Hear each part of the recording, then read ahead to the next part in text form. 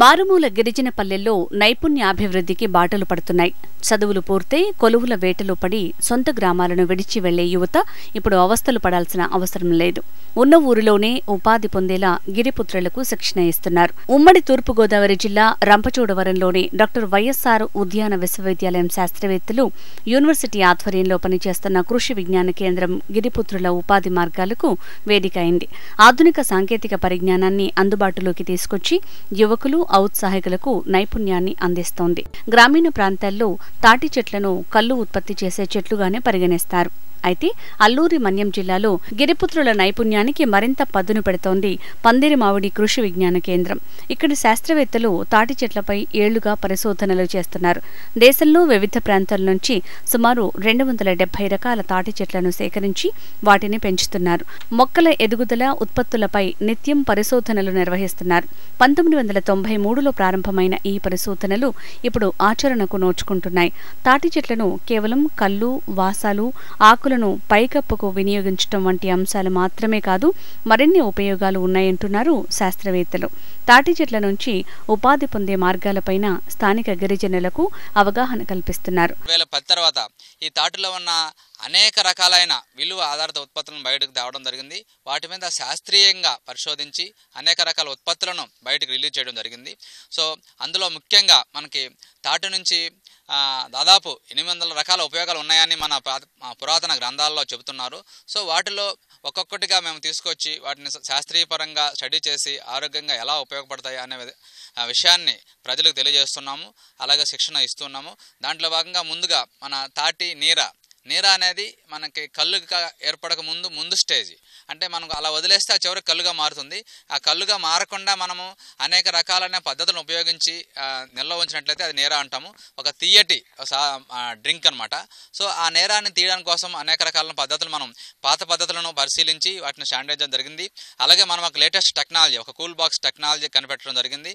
అలాగే anti పర్మెంటింగ్ agents లేదా కెమికల్స్ను వాడి కూడా మనము కళ్ళుగా మారకుండా నేరాగా ఉంచవచ్చు. సో ఈ విధంగా న్యాచురల్ డ్రింక్ని, అంటే పులియకుండా తీయటి ద్రవాన్ని సేకరించి దాన్ని మార్కెట్ చేసుకునే విధానాన్ని మన పరిశోధన స్థానంలో చేయడం జరిగింది. సో దానికి ఎంతైనా డిమాండ్ ఉంది. రీసెంట్గా మన తెలంగాణ గవర్నమెంట్ కూడా నీరా డ్రింకింగ్ మార్కెట్లోకి అనుమతించింది.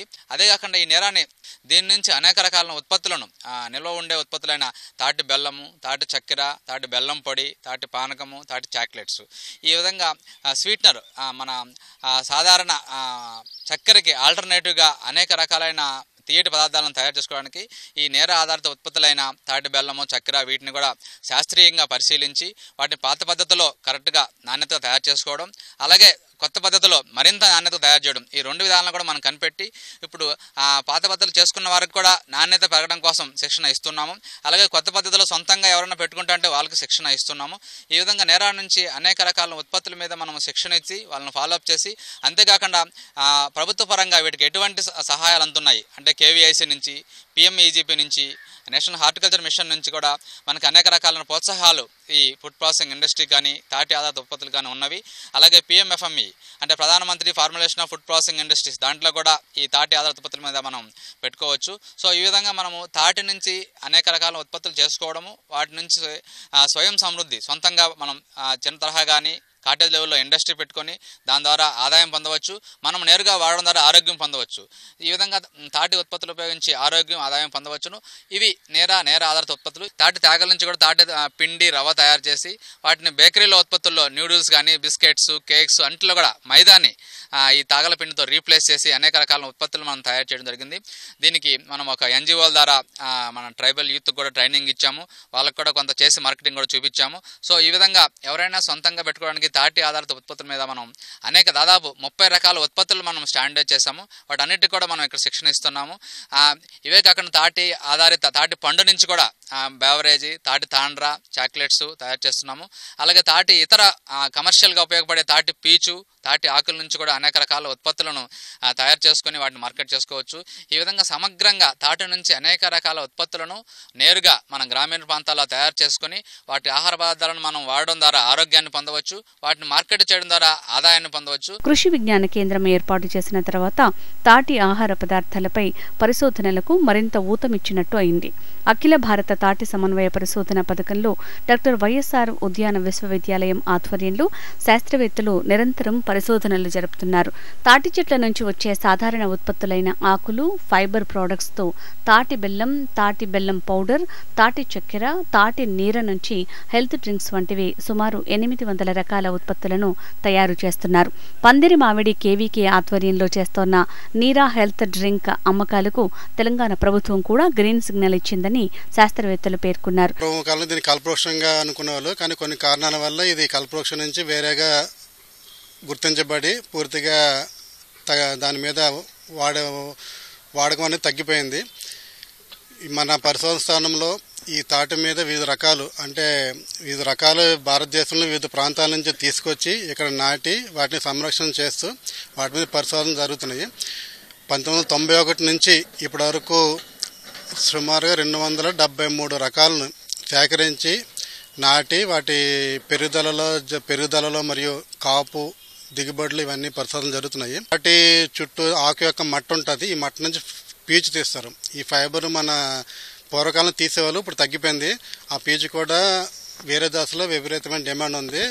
ఇప్పుడు కూడా చాలామంది వాటిని మిషనరీ ద్వారా తీసి వేరే దేశాలకి ఎక్స్పోర్ట్ చేస్తున్నారు. ఆ పీచు నుంచి బ్రష్లు తయారు చేసి ఆ బ్రష్లని వాడుకుంటారు. అదేవిధంగా తాటి కాడ చూసుకొని దాని నుంచి ఫైబర్ వస్తుంది.